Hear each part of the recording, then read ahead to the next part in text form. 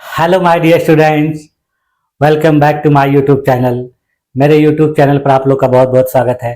Dear student, आज की class में हम लोग टीजीटी सोशल साइंस विषय के अंतर्गत सामाजिक विज्ञान में राजनीति विज्ञान का अध्ययन करेंगे, यानी राजनीति शास्त्र का अध्ययन करना है हम लोग को। और इसकी पिछली क्लासेस में हम लोगों ने 3 चैप्टर का पूरी तरह से कंप्लीट अध्ययन कर लिया था। चौथा चैप्टर मैंने आप लोग का शुरू कर दिया था, जिसमें मैंने जितने भी इंपॉर्टेंट टर्म थे उस चैप्टर से उनको एक एक करके आपको अध्ययन करा दिया था पॉइंट वाइज। अब आज की क्लास में हम लोगों को एनसीईआरटी की बुक से जो महत्वपूर्ण बातें हैं, महत्वपूर्ण जो चार्ट हैं, महत्वपूर्ण जो आंकड़े हैं, उनको भी देख लेना है। और इसके बाद आपका ये जो चैप्टर है वो समाप्त हो जाएगा। अब इसके जो एमसीक्यू हैं और पीवाईक्यू हम लोग को अगली क्लास में करने होंगे। तो आइए चलिए देखा जाए कि आपकी एनसीईआरटी की किताब में कौन कौन से आंकड़े दिए गए हैं, कौन कौन सी महत्वपूर्ण बातें दी गई हैं जिनको हमको जानना बहुत जरूरी है।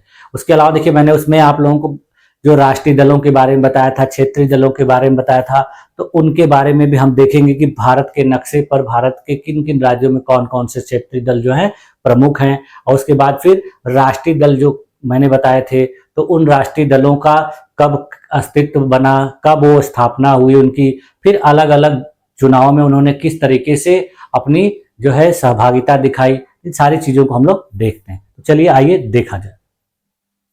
हाँ देखिए, हम लोगों ने पिछली क्लास में राजनीतिक दलों का अर्थ पढ़ लिया था, किसे कहते हैं, इनके क्या कार्य होते हैं, इनकी क्या जरूरत है, इनकी क्या विशेषताएं हैं, क्या महत्व है, सब कुछ पढ़ लिया था। अब देखिए यहाँ पर आपके एनसीईआरटी की किताब में इस प्रकार से कुछ चित्र दिए गए हैं। ये जो चित्र हैं उस समय के हैं जब अपने देश में चुनाव होते हैं, तो जो चुनाव की राजनीतिक पार्टियां होती हैं वो घरों के दीवारों पर इस तरीके से अपने चुनाव चिन्ह को जो है अंकित करवाती हैं, उसको छपवा देती हैं, पोताई करा देती हैं। तो ये पहले बहुत ज्यादा देखने को मिलता था। आप लोग देखते थे कि गांव में घरों के दीवारों के पीछे लोग इस तरीके से सारी चीजें बना देते थे, अपने चुनाव चिन्ह को अंकित करा देते थे।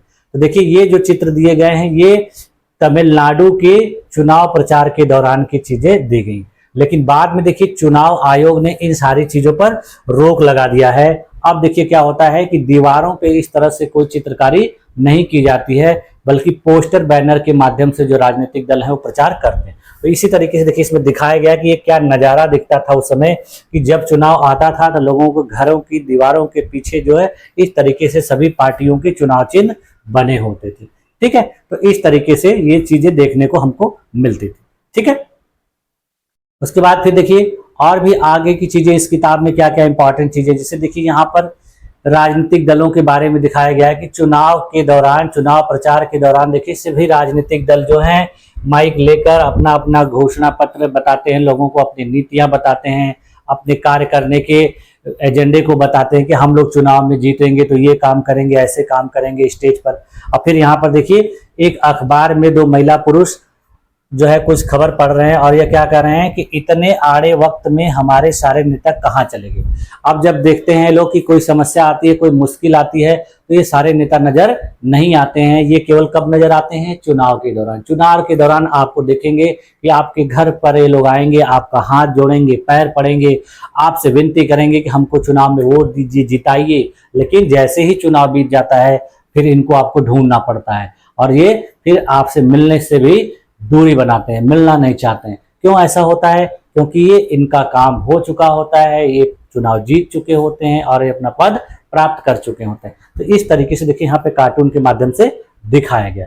ठीक है, उसके बाद फिर देखिए राजनीतिक दलों के कार्य हम लोगों ने पढ़ लिए थे कि राजनीतिक दल क्या क्या कार्य करते हैं, जिसमें मैंने आप लोग को बताया था कि राजनीतिक दल जो है चुनाव लड़ते हैं। उसके बाद फिर देखिए अलग अलग नीतियां बनाते हैं और नीतियों के माध्यम से राज्य की, देश की जो भी कार्यक्रम होते हैं उनको चुनते हैं, उनको करते हैं। देखिए पहला काम क्या करते हैं लोग? चुनाव लड़ते हैं। दूसरा काम क्या करते हैं? अलग अलग नीतियों और कार्यक्रमों को मतदाताओं के सामने रखते हैं और फिर उनके पसंद की नीतियां और कार्यक्रम चुनने के बाद अपने चुनाव का एजेंडा बनाते हैं। राजनीतिक दलों के देखिए 3 प्रमुख हिस्से भी मैंने आप लोग को बता दिया था कि सबसे पहले नेता होता है, उसके बाद सक्रिय सदस्य होते हैं, उसके बाद अनुयायी या समर्थक होते हैं। फिर उसके बाद हम लोगों ने देखा था कि ये जो राजनीतिक दल हैं ये कानून निर्माण में सहायक भूमिका निभाते हैं, बहुत निर्णायक भूमिका निभाते हैं।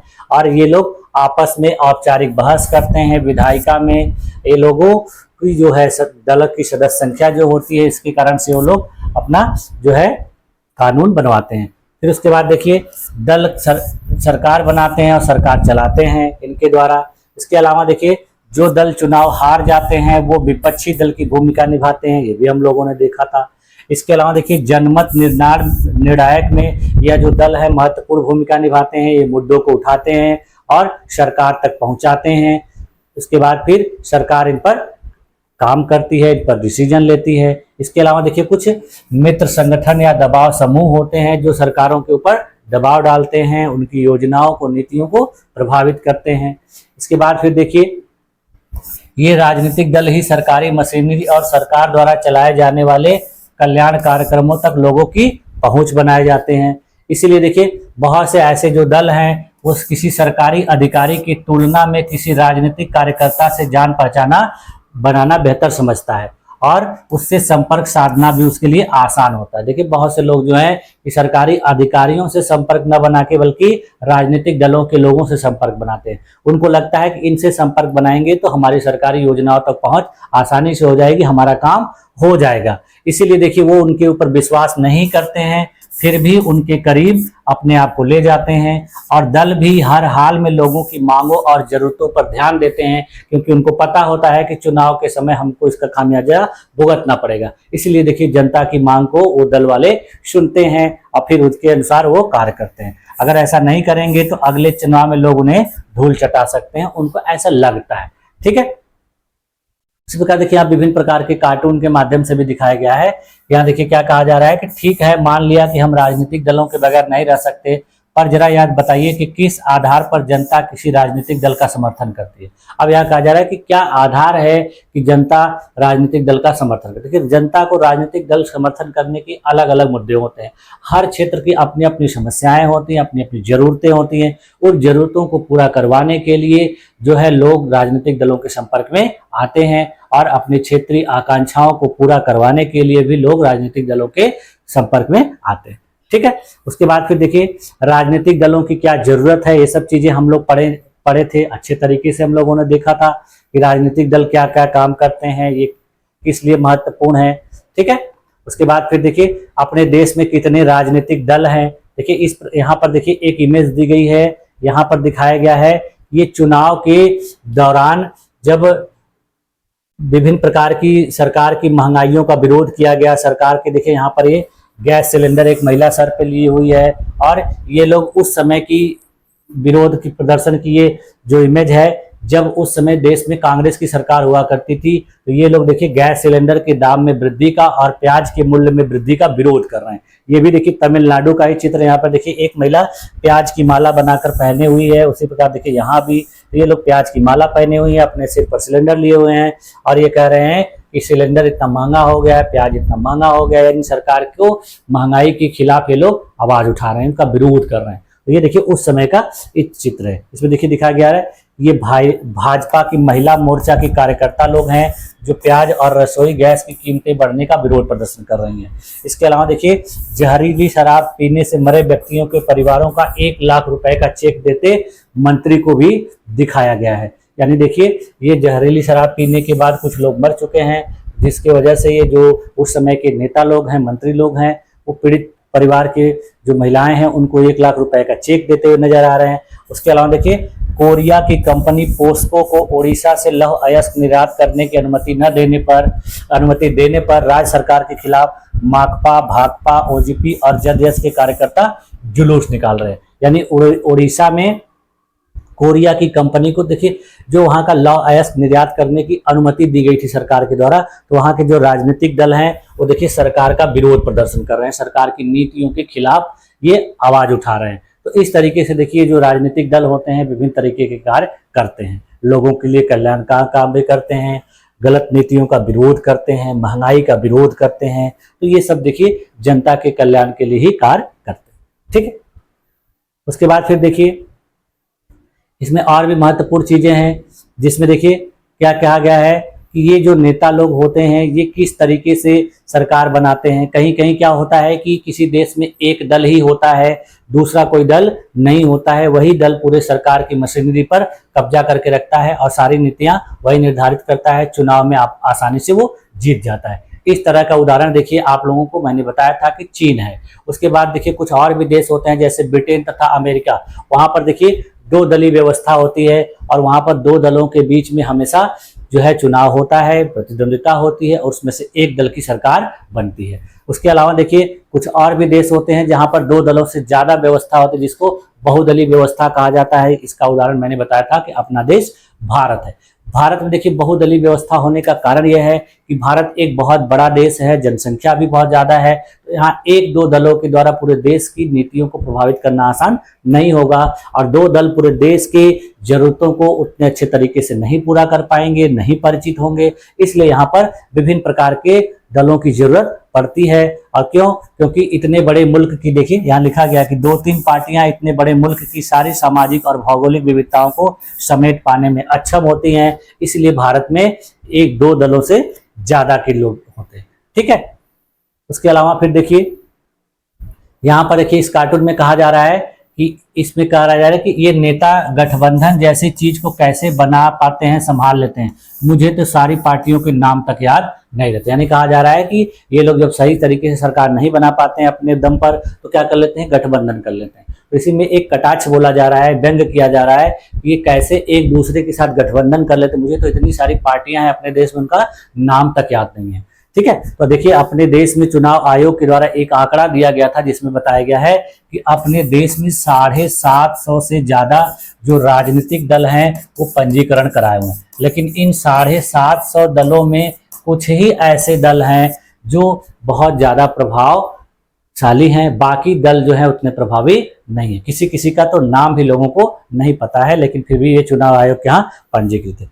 यहाँ फिर देखिए राजनीतिक दलों में जन भागीदारी के बारे में दिखाया गया है। यहाँ पर एक आंकड़ा दिया गया है और ये आंकड़ा जो है कई सर्वे से हासिल किया गया है। इसमें बताया जाता है कि जो राजनीतिक दल हैं वो संकट से गुजर रहे हैं क्योंकि जनता उन्हें सम्मान की नजर से नहीं देखती है। उपलब्ध प्रमाण बताते हैं कि यह बात आंशिक रूप से ही सही है। बड़े नमूनों पर आधारित तथा कई दशकों तक चले सर्वेक्षण के तथ्य बताते हैं कि जो दक्षिण एशिया की जनता, यानी दक्षिण एशिया में हमारा देश भारत भी आता है, तो दक्षिण एशिया की जो जनता है वो राजनीतिक दलों पर बहुत भरोसा नहीं करती और जो लोग दलों पर एकदम भरोसा नहीं करते, बहुत भरोसा नहीं के पक्ष में बोले, उनका अनुपात कुछ भरोसा या पूरा भरोसा बताने वाले लोगों से काफी ज्यादा था।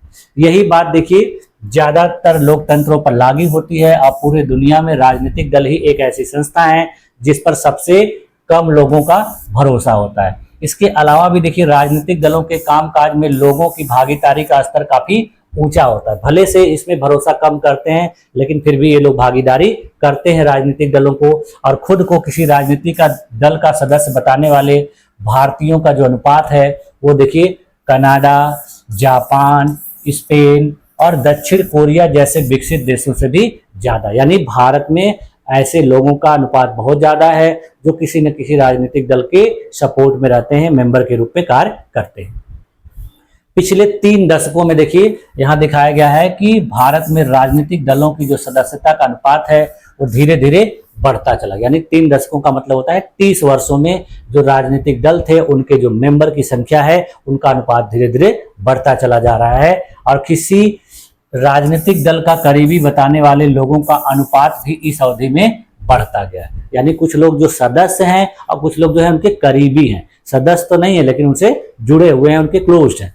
ठीक है। अब देखिए यहाँ पर ये आंकड़े दिखाए गए हैं। इन आंकड़ों में देखिए क्या दिखाया गया है कि थोड़े से उतार चढ़ाव के बावजूद भारत में लोगों के दलगत जुड़ाव में बढ़ोतरी हुई। यानी जो लोग दलों से जुड़ाव रखे हैं उनकी संख्या में बढ़ोतरी हुई है। देखिए ये आंकड़ा दिखाया गया है कि अपने को किसी पार्टी से जोड़कर देखने वाले लोगों की संख्या, यानी ऐसे लोग जो अपने आप को किसी न किसी पार्टी से जोड़कर देखते हैं और उसी पार्टी को चुनाव में वोट करते हैं, उसी पार्टी का बखान करते हैं, बड़ाई करते हैं, भले उसके मेंबर नहीं बने। तो देखिए ये आंकड़ा दिखाया गया है कि 1971 में जो 38% लोग किसी पार्टी से अपने को जोड़ कर रखते थे, फिर 1996 में थोड़ा ये प्रतिशत घटा 31 हो गया, फिर देखिए 99 में 38% लोग, 2004 में ये आंकड़ा देखिए 53% तक पहुंच गया और फिर 2005 में 68। यानी ये देखिए ये जो आंकड़ा है घटता बढ़ता दिख रहा है, लेकिन शुरुआत से अभी जो है इसमें बहुत ज्यादा वृद्धि देखी जाती है। उसके बाद फिर देखिए यहाँ पर एक जो आंकड़ा दिया गया है ये विभिन्न दलों की सदस्य संख्या को दिखा रहा है,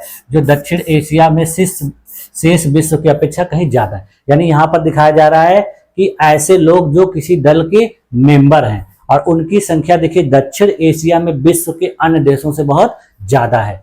देखिए इसमें देखिए खुद को किसी दल का सदस्य बताने वाले की लोगों की संख्या दिखाई गई। अब यहाँ पर देखिए दिखाया जा रहा है कि तंजानिया में 26.2% लोग जो है किसी दल के सदस्य हैं, बांग्लादेश में 23.5% लोग हैं। उसके बाद फिर देखिए भारत में 11.4%, स्वीडन में 10.3%, युगांडा में 9.5%, दक्षिण अफ्रीका में 9.2%, चीन में 8.3%। उसके बाद फिर देखिए और भी देश हैं जिनकी जो है संख्या और भी कम है, जैसे जिम्बाब्वे में 6.3, कनाडा में 6.1, मैक्सिको में 4.5, अर्जेंटीना में 4.5, जापान में 3.4, दक्षिण कोरिया में 2.6 और स्पेन में 1.3।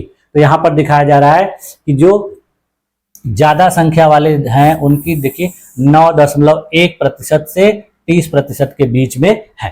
ठीक है, फिर उसके बाद देखिए यहाँ पर यह दिखाया जा रहा है कि भारत में जो पार्टी की सदस्यता है वो देखिए धीरे धीरे बढ़ रही है और खुद को किसी दल का सदस्य बताने वाले लोगों की संख्या का ये जो ग्राफ है वो देखिए किस तरीके से बढ़ता चला जा रहा है। यहाँ दिखाया जा रहा है जैसे 1967 ईस्वी में देखिए 4% लोग ही किसी दल के सदस्य हुआ करते थे, लेकिन ये आंकड़ा देखिए धीरे धीरे 1971 में थोड़ा बढ़ा, फिर 1996 में, 1999 में और 2004 तक ये देखिए लगभग 15-16% तक बढ़ चुका है। अब यहाँ पर देखिए कुछ और भी दिया गया है। यहाँ दिखाया गया है कि पूरा भरोसा और कुछ भरोसा, यानी राजनीतिक दलों पर ऐसे लोगों के बारे में दिखाया गया है कि कौन से लोग राजनीतिक दलों पर पूरा भरोसा या कुछ भरोसा करते हैं। उसके बाद यहाँ पर देखिए 43% लोग जो हैं बहुत भरोसा नहीं लेकिन एकदम भरोसा भी नहीं करते हैं, ये 43% हैं। और पूरा भरोसा या कुछ भरोसा वाले लोग जो हैं 37% हैं और 20% लोग इनके बारे में जानते ही नहीं। ठीक है, ये जो रिपोर्ट है देखिए HDSA team state of democracy in south Asia Delhi के द्वारा ऑक्सफोर्ड यूनिवर्सिटी प्रेस 2007 में तैयार की गई रिपोर्ट है। ठीक है, इसके बाद फिर देखिए अब यहाँ बताया जा रहा है कि ये जो दलीय व्यवस्था है ये किस प्रकार से होती है। तो हम लोगों ने अभी आप लोग को बताया ही था पिछले क्लास में कि दो दलीय व्यवस्था, दो गठबंधन वाली बहुदलीय व्यवस्था या बहुदलीय। यहाँ पर देखिए कनाडा का एक उदाहरण दिया गया है। इसमें दिखाया गया है कि 27% जो कनाडा वासी हैं वो मानते हैं कि लिबरल्स को सत्ता में होना चाहिए, यानी कि यहाँ पर दो दलीय व्यवस्था है और यही दो दल सत्ता में बारी बारी से आते हैं। तो 27% जो कनाडा वासी चाहते हैं कि वहाँ की सत्ता में लिबरल लोग आए, वहीं 35% जो कनाडा वासी चाहते हैं कि कंजर्वेटिव को सत्ता में आना चाहिए और ओवरऑल 98% जो कनाडा वासी मानते हैं कि सभी राजनेताओं को एक बहुत बड़े कार के डिग्गी में बंद करके उसे नियाग्रा जलप्रपात में फेंक देना चाहिए। यानी बहुत से लोगों का लगता है कि ये राजनीतिक दलों को, बहुत से जो राजनीतिक दल हैं उनको क्या किया जाए कि ये सब झूठे वादे करते हैं, ये सही से काम नहीं करते हैं, इसलिए इनको क्या किया जाए कि एक कार के डिग्गी में भरा जाए और नियाग्रा जलप्रपात से नीचे गिरा के मार दिया जाए। तो ये जो है इस तरीके से यहाँ दिखाया जा रहा है, ये कार्टून के द्वारा प्रदर्शित किया जा रहा है। ठीक है, आप देखिए भारत निर्वाचन आयोग के द्वारा अपने देश में जो पंजीकृत राजनीतिक दल हैं उनके बारे में दिया गया है। तो देखिए इसमें मैंने आप लोग को बताया था कि राष्ट्रीय दल होते हैं और क्षेत्रीय दल होते हैं। इन दोनों को मान्यता किसके द्वारा प्रदान की जाती है? इन दोनों को मान्यता प्रदान की जाती है भारत के निर्वाचन आयोग के द्वारा। अब मैंने आप लोग को उसमें बताया था कि अपने देश में जो है 7 राष्ट्रीय दल हैं। तो यहाँ पर देखिए थोड़ा सा 1 साल पुराना का आंकड़ा दिया गया है, ये 2023 का है। तो इसके अनुसार देखिए अपने देश में जो 6 मान्यता प्राप्त राष्ट्रीय दल हैं इनके बारे में एक एक करके देख लेते हैं। जैसे देखिए पहला जो दल है वो आम आदमी पार्टी है, जिसको हम लोग आप के नाम से जानते हैं। इसका गठन देखिए 2011 में हुआ था और इसके बाद 26 नवंबर 2012 को ये एक पार्टी के रूप में स्थापित हुआ। इसका देखिए जो गठन था वो अपने देश में भ्रष्टाचार विरोधी और जवाबदेही, स्वच्छ प्रशासन, पारदर्शिता और सुशासन के आधार पर किया गया था। इसके बाद देखिए अपने गठन के 1 साल बाद ही यह पार्टी दिल्ली में विधानसभा चुनाव में दूसरी सबसे बड़ी पार्टी बनी और उसके बाद इसने भारतीय राष्ट्रीय कांग्रेस के समर्थन से सरकार भी बनाई। 2022 के देखिए गुजरात विधानसभा चुनाव के बाद यह गुजरात की राजनीति में तीसरे मोर्चे के रूप, यानी गुजरात में तीसरी महत्वपूर्ण पार्टी बन गई। इसके बाद फिर देखिए इसने पंजाब और दिल्ली में सरकार बनाई है। 2019 के लोकसभा चुनाव में पार्टी ने लोकसभा में एक सीट भी हासिल की है। उसी प्रकार से देखिए दूसरी जो राष्ट्रीय पार्टी है वो बहुजन समाज पार्टी है। इस पार्टी का देखिए गठन स्वर्गीय कांशीराम जी के नेतृत्व में 1984 ईस्वी में हुआ था। और इस पार्टी में देखिए बहुजन समाज, जिसमें दलित, आदिवासी, पिछड़ी जातियां और धार्मिक अल्पसंख्यक लोग शामिल हैं, ये पार्टी उन्हीं के लिए राजनीति करती है। और इस पार्टी का सबसे ज्यादा जनाधार जो है अपने उत्तर प्रदेश में देखा जाता है। इसके अलावा अन्य राज्यों में भी इसका प्रभाव देखा जाता है। इस पार्टी में देखिए साहू जी महाराज, महात्मा फूले, पेरियार रामास्वामी नायकर और बाबा साहब आम्बेडकर के विचारों और शिक्षाओं से प्रेरणा ली जाती है।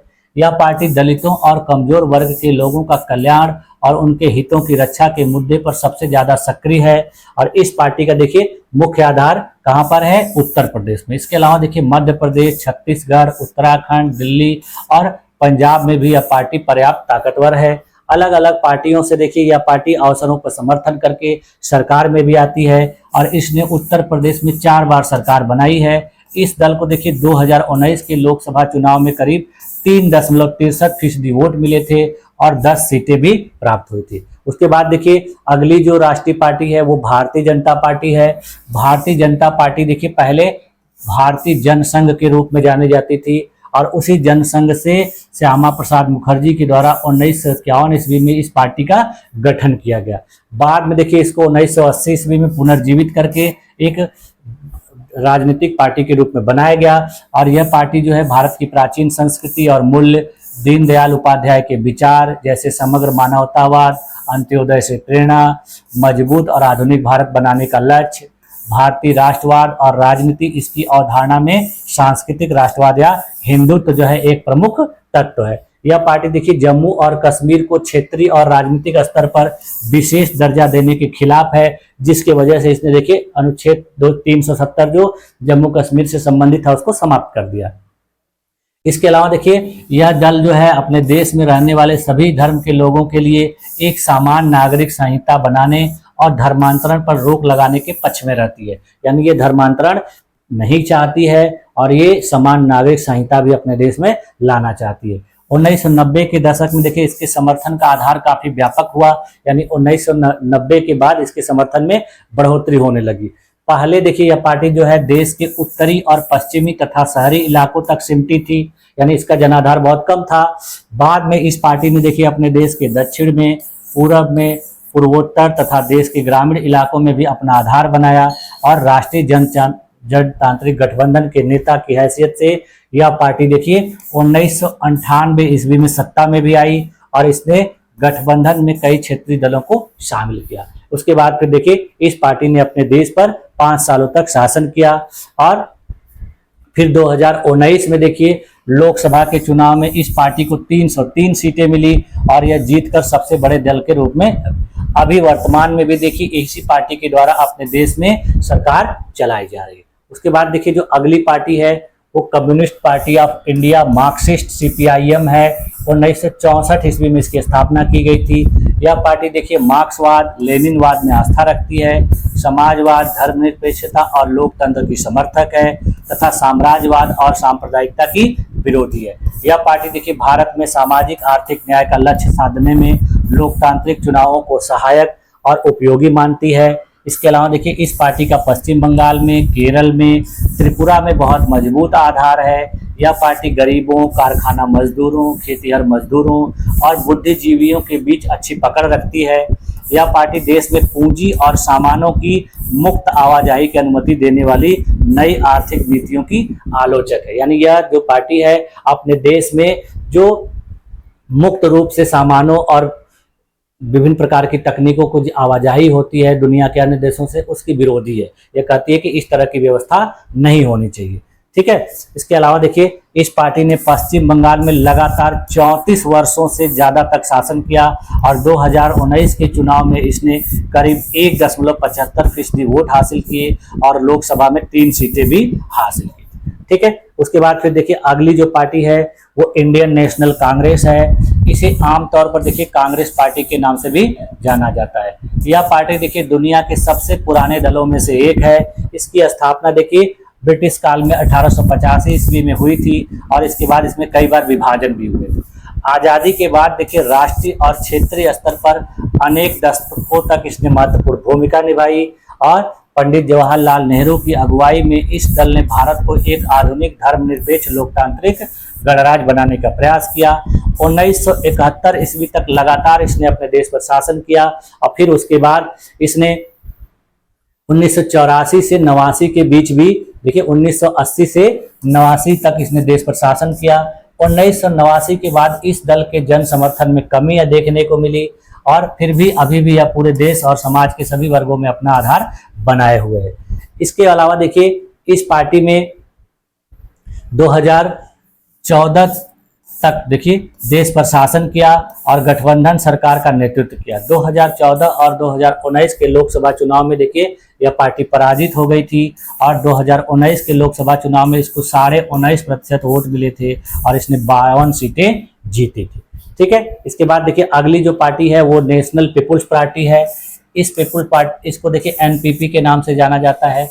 नेशनल पीपुल्स पार्टी जो है श्री पीए संगमा के नेतृत्व में जुलाई 2013 में गठित हुई थी। एनपीपी देखिए पूर्वोत्तर भारत की पहली राजनीतिक पार्टी है जिसे राष्ट्रीय पार्टी का दर्जा प्राप्त हुआ है। पार्टी देश की विविधता में देखिए विश्वास रखती है और मानती है कि विभिन्न क्षेत्रों के अलग अलग विकासात्मक चुनौतियां हैं। पार्टी का मूल दर्शन सभी को शिक्षा और रोजगार के साथ साथ समाज के सभी वर्गों का सशक्तिकरण करना है। नेशनल पीपुल्स पार्टी ने देखिए मेघालय में सरकार बनाई है और पूर्वोत्तर के कई राज्यों में इसकी मौजूदगी है। 2019 में हुए लोकसभा चुनाव में एनपीपी को लोकसभा में 1 सीट हासिल हुई। ठीक है, तो इस तरीके से देखिए ये सभी पार्टियां जो है इस समय अपने देश में राष्ट्रीय पार्टी के रूप में कार्य कर रही हैं। अब देखिए अपने देश में कुछ क्षेत्रीय दलों के बारे में दिखाया गया है और यह जो आंकड़ा है 2018 का है, यानी आज से पहले पुराना, तो आपकी किताब में यही दिया गया है। अब देखिए यहाँ पर दिखाया गया है कि कौन कौन से राज्य में किन किन क्षेत्रीय दलों का अस्तित्व है। देखिए जैसे सबसे ऊपर दिखाया गया है जम्मू कश्मीर का, तो जम्मू कश्मीर में देखिए Jammu and Kashmir national conference का क्षेत्रीय दल के रूप में संगठन है। देखिए ये 1939 में गठित हुआ था। उसके अलावा फिर देखिए Jammu and Kashmir national panthers party है। फिर Jammu and Kashmir people's democratic party है जो 1999 में बनी थी। उसके बाद फिर देखिए यहाँ पर दिया गया है पंजाब में क्षेत्रीय दलों का। पंजाब में देखिए आम आदमी पार्टी के बारे में दिया गया है, ये पंजाब में है। उसके बाद देखिए शिरोमणि अकाली दल जो है 1920 में बना था, ये भी पंजाब में है। उसके बाद देखिए इंडियन नेशनल लोक दल के बारे में दिया गया है। ये जो दल हैं ये देखिए हरियाणा में और दिल्ली में भी हैं।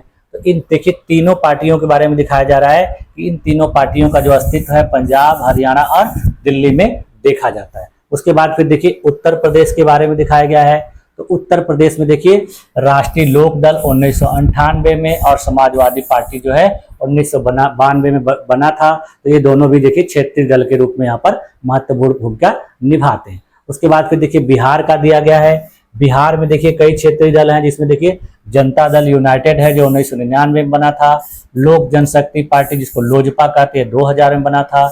उसके बाद देखिए राष्ट्रीय जनता दल आरजेडी है जो 1998 में बना था। इसका अस्तित्व देखिए झारखंड में भी है। उसके बाद देखिए राष्ट्रीय लोक समता पार्टी है जो 2013 में बनी थी। उसके बाद फिर देखिए यहाँ पर सिक्किम के क्षेत्रीय दलों के बारे में बताया गया। यहाँ देखिए सिक्किम डेमोक्रेटिक फ्रंट है 1993 में गठित है। सिक्किम क्रांतिकारी मोर्चा 2013 में गठित है। उसके बाद फिर देखिए यहाँ पर जो है असम के, अरुणाचल प्रदेश के और जो पूर्वोत्तर राज्य हैं उनके दलों के बारे में दिया गया है। यहाँ पर देखिए Assam United democratic front 2006, Assam Gana Parishad 1985 और बोडोलैंड पीपुल्स फ्रंट जो है ये असम में कार्यरत हैं। उसके बाद फिर देखिए people's party of Arunachal Pradesh, Naga people's front Manipur में है। तो इस तरीके से यहाँ पर ये सभी दलों के बारे में दिखाया गया। पीपुल्स डेमोक्रेटिक अलायंस देखिए मणिपुर में है। उसके बाद फिर देखिए मिजोरम में Mizoram people's conference, Mizoram national party और मिजो नेशनल फ्रंट, ये सब देखिए पूर्वोत्तर के दल हैं। इसके बाद फिर देखिए यहाँ पर पश्चिम बंगाल के दलों के बारे में दिया गया है। पश्चिम बंगाल में देखिए जो है ऑल इंडिया फॉरवर्ड ब्लॉक है, रिवोल्यूशनरी सोशलिस्ट पार्टी हैं, ये देखिए दो केरल में भी कार्यरत है। इसके बाद फिर देखिए यहाँ झारखंड के दलों के बारे में दिया गया। यहाँ पर जेएमएम है 1973 में बना था, एजेएसयू है 1986 में, और जेवीएमपी 2006 में। ठीक है, उसके बाद फिर देखिए यहाँ पर महाराष्ट्र में दिया गया। देखिए महाराष्ट्र नवनिर्माण सेना, जिसको मनसे कहा जाता है, 2006 में। उसके बाद देखिए महाराष्ट्रवादी गोमांतक पार्टी 1961 में। उसके बाद गोवा की जो पार्टी है, गोवा फॉरवर्ड पार्टी जो है 2016 में बनी थी। इसके बाद फिर देखिए कर्नाटक की पार्टी के बारे में, यहाँ जनता दल सेकुलर है, इसका देखिए अस्तित्व केरल में भी बताया जा रहा है। इसके बाद फिर देखिए यहाँ पर जो है तेलंगाना राष्ट्र समिति 2001, ऑल इंडिया मजलिस इत्तेहादुल मुस्लिमीन। उसके बाद देखिए केरल कांग्रेस मणि, इंडियन यूनियन मुस्लिम लीग, ये जो पार्टियां हैं दक्षिण भारत की महत्वपूर्ण पार्टियां हैं। उसके बाद फिर देखिए पुडुचेरी में भी ऑल इंडिया एनआर कांग्रेस 2011, पट्टाली मक्कल कच्ची जो है 1990। इसके अलावा देखिए कुछ और भी पार्टियां हैं, जैसे देखिए hill state people's democratic party, united democratic party, national people's party, और ये देखिए केरल में भी अस्तित्व में। उसके बाद फिर देखिए यहाँ पर जो है उड़ीसा में दिखाया गया है बीजू जनता दल के बारे में, ये 1977 में गठित हुआ था। ठीक है, उसके बाद फिर देखिए यहाँ पर तेलुगु देशम पार्टी 1982 में, तेलंगाना में भी इसका अस्तित्व। वाईएसआर कांग्रेस पार्टी तेलंगाना में है। उसके बाद फिर देखिए देसिया मुरोपोक्की द्रविड़ कविगण देखिए 2005 में है। उसके बाद देखिए ऑल इंडिया अन्ना डीएमके 1972, पुडुचेरी में भी इसका अस्तित्व है। द्रविड़ मुनेत्र कड़गम देखिए 1949 में गठित हुआ था, ये पुडुचेरी में। तो इस तरीके से देखिए भारत के मैप में विभिन्न प्रकार के क्षेत्रीय दलों के बारे में आपको दिखाया गया है। इस तरीके से ये इमेज देखेंगे तो आपको देखिए भारत में विभिन्न प्रकार के क्षेत्रीय दलों का अस्तित्व दिखाई देगा। ठीक है, अब देखिए हम लोग आगे और भी बातें जो महत्वपूर्ण हैं वो देख लेते हैं। अब देखिए यहाँ दिया गया है कि जो राजनीतिक दल हैं उनकी कौन कौन सी चुनौतियां हैं। तो यहाँ पर देखिए एक कार्टून दिखाया गया है, ये इमेज दिखाई गई है। ये देखिए इटली के प्रधानमंत्री बर्लुस्कोनी का फोटो है। बर्लुस्कोनी जो है इटली में 1994 से लेकर 2011 तक 3 बार लगातार प्रधानमंत्री रहे थे। और बर्लुस्कोनी जो है इटली के बहुत अमीर और महत्वपूर्ण व्यक्ति थे, एक बहुत बड़े व्यवसायी थे। तो यहाँ दिखाया गया है कि सारा कुछ इनके हाथ में है। देखिए कठपुतली जैसे देखते हैं, जो लोग कठपुतली ले जाते तो सारा धागा उनके हाथ में होता है, कंट्रोल उन्हीं के हाथ में। तो उसी प्रकार से यहाँ दिखाया जा रहा है कि पूरे इटली की सारी व्यवस्था इन्हीं के हाथ में है। इसमें देखिए कहा गया है कि बर्लुस्कोनी जो थे इटली के प्रधानमंत्री थे और ये इटली के बड़े व्यवसायियों में से एक थे। 1993 में गठित फोर्जा इटालिया के ये नेता हैं और इनकी अपनी खुद की कंपनी के कई टीवी चैनल हैं। ये सबसे महत्वपूर्ण प्रकाशन गृह के मालिक हैं, एक फुटबॉल क्लब एसी मिलान के मालिक हैं और बैंक के भी मालिक हैं। तो ये दिखाया जा रहा है कि ये सत्ता में रह के भी बहुत सारे चीजों पर इनका नेतृत्व है, ये उसके मालिक हैं। और ये एक तरह से देखिए जो है किस तरीके से शासन चला रहे हैं, यानी पूरी तरह से नियंत्रण वाली एक दलीय वाली जो शासन व्यवस्था है उसका ये नेतृत्व कर रहे हैं।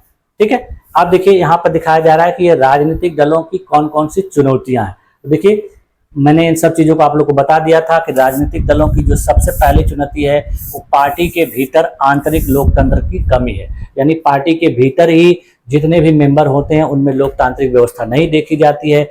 कुछ ही लोगों के पास सारे अधिकार होते हैं और बाकी लोगों के पास अधिकार नहीं होते। नीतियां बनाने, सब कुछ काम करने के जो कार्य होते हैं वो कुछ ही लोगों के हाथों में थे। अगर उसमें से कोई इनका विरोध करता है तो उसको पार्टी से निकाल दिया जाता है। तो इसके डर से कुछ लोग उसका विरोध नहीं कर पाते हैं। ठीक है, उसके बाद फिर देखिए यहाँ दिखाया गया है कि दूसरी जो चुनौती है वो वंशवाद की चुनौती है। ये भी मैंने बताया था कि वंश के आधार पे कुछ दलों में जो एक ही परिवार के लोग उच्च पदों पे रहते हैं और वो लोग अनुभवी नहीं होते हुए भी, बहुत ज्यादा जानकार नहीं होते हुए भी, लेकिन फिर भी उनको वंश के आधार पर उसको अधिकार सत्ता दे दिया जाता है। तो ये भी देखिए एक गलत तरीका है। यहाँ पर देखिए अमेरिका के राष्ट्रपति जॉर्ज डब्ल्यू बुश का एक फोटो दिया गया है और एक दलित देश के रूप में दिखाया गया है। इसमें दिखाया गया है कि जो जॉर्ज डब्ल्यू बुश हैं उस समय जब वहाँ के राष्ट्रपति थे तो इनका देखिए चुनाव चिन्ह हाथी था। तो यहाँ दिखाया जा रहा है कि ये हाथी चुनाव चिन्ह देखिए वहाँ के निचले सदन में भी प्रभावी था, उचले सदन में भी प्रभावी था। राष्ट्रपति तो ये थे ही। उसके बाद फिर देखिए यहाँ दिखाया गया कि उच्चतम न्यायालय में भी इन्हीं के दल के लोग थे। उसके बाद इनके दो दोस्त और दुश्मन थे, वो सभी भी इसी हाथी के ही समर्थक, यानी इसी पार्टी के लोग हर जगह पूरे अमेरिका में भी जो है बहुल मात्रा में थे और दिखाया जा रहा था कि अमेरिका जो है एक व्यवसायी अमेरिका के रूप में उस समय विकसित था। ठीक है, तो ये देखिए विभिन्न कार्टून के माध्यम से यहाँ दिखाया जा रहा है। ठीक है, ये कार्टून संयुक्त राज्य अमेरिका के रिपब्लिकन पार्टी के राष्ट्रपति थे, यानी ये जो पार्टी थे वो रिपब्लिकन पार्टी के उम्मीदवार थे और इन्होंने अपना जो है चुनाव चिन्ह हाथी रखा था और यही दिखाया जा रहा है कि इस चुनाव चिन्ह का हर जगह प्रभुत्व देखने को मिल रहा था। ठीक है, अब देखिए तीसरा जो चुनौती मैंने आप लोग को बताया था कि राजनीतिक दलों में तीसरी चुनौती जो है पैसा और आपराधिक तत्वों की बढ़ती घुसपैठ है।